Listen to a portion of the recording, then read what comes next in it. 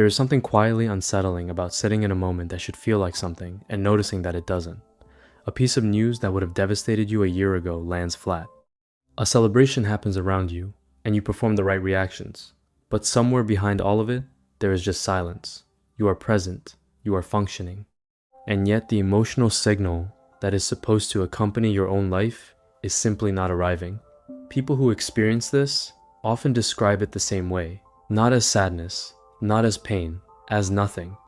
A strange, muted blankness where feeling used to be. And the most disorienting part is that you cannot grieve the absence of feeling, because grief is itself a feeling, and that is precisely what is missing. Psychology has been studying this experience for decades, and what researchers have found is that emotional numbness is one of the most misunderstood psychological states a person can inhabit, because it does not look like suffering from the outside. And from the inside, it barely looks like anything at all. What psychologists actually call this, the clinical landscape around emotional numbness, covers several overlapping territories. The most commonly referenced is emotional blunting, a state in which the normal range and intensity of emotional response is significantly reduced. Psychologists distinguish this from depression, though the two frequently coexist. Depression is often characterized by a specific emotional tone, heaviness, hopelessness, persistent low mood. Emotional blunting is different. It is not a negative feeling.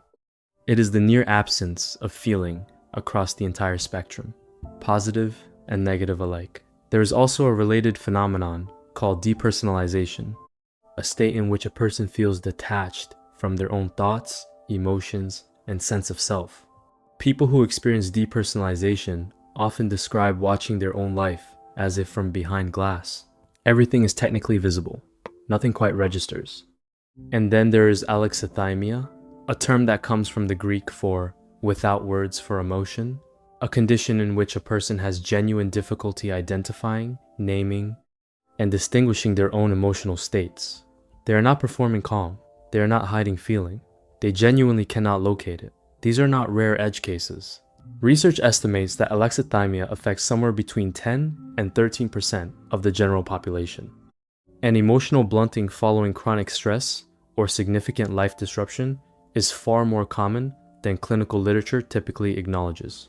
Where it comes from this is the part that tends to surprise people. Because emotional numbness is not a malfunction, it is a mechanism. And understanding where it comes from requires looking at what the nervous system does when it is overwhelmed. Psychologists and neuroscientists who work within what is called polyvagal theory describe a specific survival response that activates when the nervous system concludes that fight or flight is no longer viable. When a threat feels inescapable, when there is no way to confront it and no way to run, the system does something older and more fundamental. It shuts down, it conserves. It goes quiet. This is called the dorsal vagal response. And in its acute form, you have seen it in animals who go limp under a predator. In its chronic human form, it looks like emotional flatness, a persistent, low-grade disconnection from the internal world that began as protection and gradually became the default setting. For many people, this response develops in the context of prolonged emotional pain that had no outlet, a childhood in which expressing emotion was unsafe, unwelcome, or ignored, a relationship in which vulnerability was consistently punished, a period of loss or stress that lasted long enough for the nervous system to stop expecting relief. The brain learns, through repeated experience, that feeling deeply leads somewhere painful, and so it begins, very gradually, to turn the volume down. What is important to understand is that this is not weakness. It is the nervous system doing something extraordinarily intelligent under terrible conditions. What is happening in the brain neurologically? Emotional numbness involves a disruption in the normal communication between two key systems. The limbic system, which generates and processes emotional experience, and the prefrontal cortex, which integrates those signals into conscious awareness and meaning. In a nervous system under chronic stress, this communication pathway becomes less efficient.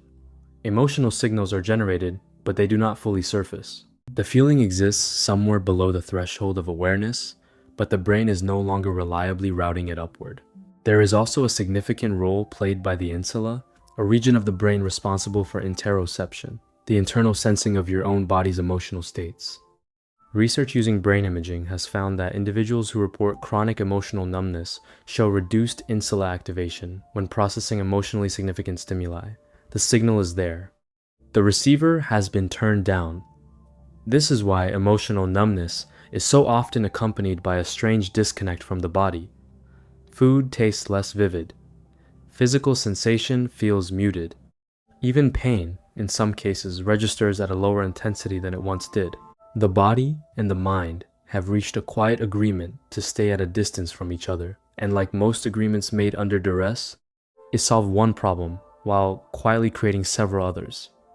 What it feels like from the inside there is a particular kind of loneliness that belongs specifically to emotional numbness. And it is different from ordinary loneliness in one important way. Ordinary loneliness aches.